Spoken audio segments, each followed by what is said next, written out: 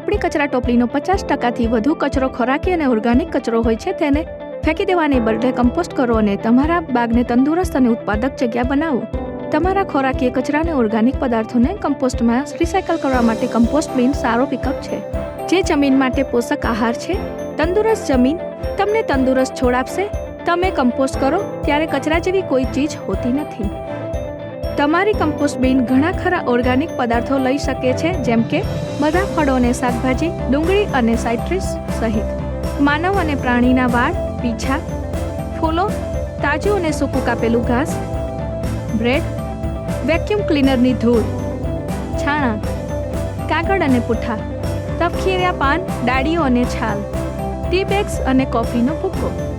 તમે તમારા રસોડાના કચરાને રસોડામાં સુગમ સ્થળે રાખેલા નાના પાત્રમાં ભેગા કરી શકો છો. પ્રથમ કમ્પોસ્ટ બિન માટે હુંફાળી અને સૂર્યપ્રકાશ પહોંચે તેવી જગ્યા શોધો. તમારા ઓર્ગેનિક પદાર્થ માટીમાં ફેરવાય તે માટે કમ્પોસ્ટમાં ઉષ્મા પેદા થવી જોઈએ. કમ્પોસ્ટ બિન્સને વાડો કે સામૂહિક બગીચાની જગ્યા ફાવે છે. જે તમારી પાસે જગ્યા ન હોય તો વર્મ ફાર્મ તમને વધુ અનુકૂળ થઈ શકે. હવે ખોરાકી કચરો, બાગનો કચરો અને કાગળો તમારા કમ્પોસ્ટ બિનમાં ઉમેરો. તમારા કમ્પોસ્ટને ભેજયુક્ત રાખો, પરંતુ ભીનું કે હવાયુક્ત નહીં, અથવા તેને લગભગ અઠવાડિયામાં એક વખત ભેળવો. કમ્પોસ્ટ ઘેરું અને ભૂકાવાળું થયા બાદ લગભગ 4 મહિના બાદ તેને તમારા બાગમાં છોડના કુંડામાં ખોદીને નાખો અથવા ખાતર તરીકે ઉપયોગ કરો. સાહસી બનો અને અજમાવી જુઓ, તમને પોતાને નવાઈ લાગશે.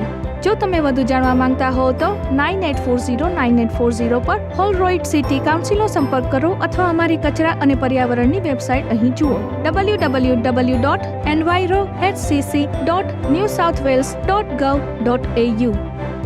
ન્યૂ સાઉથ વેલ્સ EPAની વેસ્ટલેસ રિસાયકલ મોર પહેલના ભાગરૂપે એન્વાયરમેન્ટલ ટ્રસ્ટ પ્રોજેક્ટને પીઠબળ આપે છે, જેનું ભંડોળ વેસ્ટ લેવી આપે છે.